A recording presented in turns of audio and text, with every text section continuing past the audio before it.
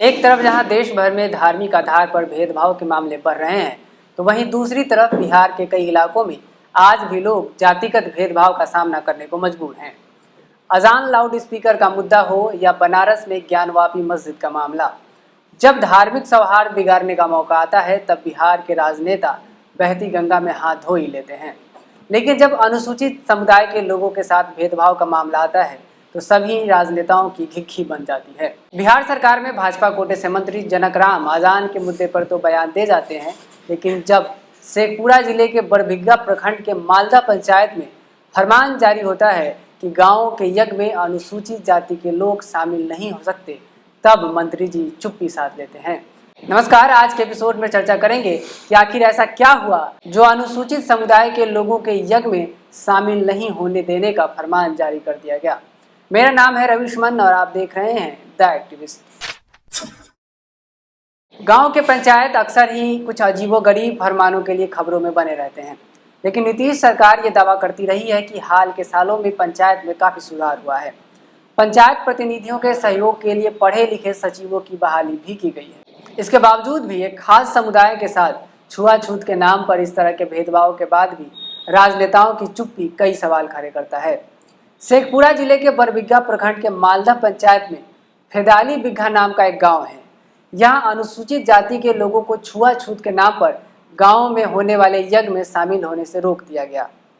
जागरण अखबार ने गांव के ही एक दिव्यांग अरुण रविदास के हवाले से लिखा है कि गांव में 22 नवंबर को यज्ञ का आयोजन होना है। आयोजन को लेकर पहले गांव के सभी लोगों को पंचायत बुलाकर सहयोग की अपील की गई थी। उन्होंने कई गांव में घूम घूमकर चंदा मांगने में भी सहयोग किया था। इस यज्ञ के लिए उन्होंने मिट्टी जमा करने में भी सहयोग किया, लेकिन गांव के व्हाट्सएप ग्रुप में एक पर्चे को वायरल किया गया।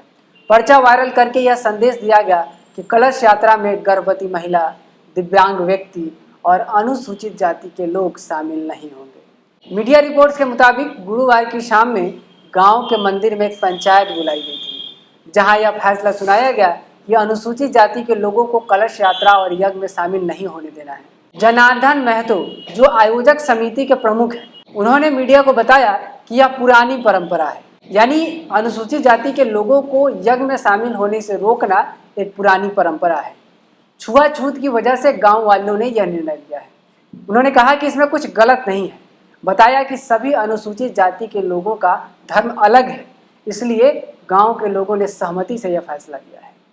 आयोजक समिति के प्रमुख बता रहे हैं कि अनुसूचित जाति के लोगों का धर्म अलग होता है, इसलिए उन्हें यज्ञ और कलश यात्रा में शामिल होने से रोका गया है। अब सवाल है कि क्या अब फिर से वही समय आ गया है जब कुछ लोग सरेआम छुआछूत जैसी कुप्रथा को परंपरा साबित करने में लग गए हैं। नफरत फैलाने वाले पहले धर्मों में बांटते हैं। जब आप धार्मिक आधार पर एक दूसरे से नफरत करने लगते हैं, तब उनके शासन का रास्ता आसान हो जाता है।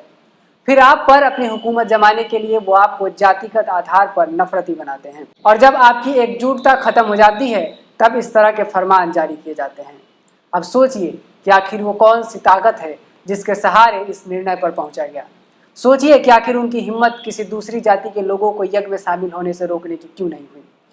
अनुसूचित जाति के लोगों का क्या समाज में इतना ही स्थान है कि उनके साथ जब भी चाहे, जो भी चाहे, जैसा भी चाहे किया जा सकता है।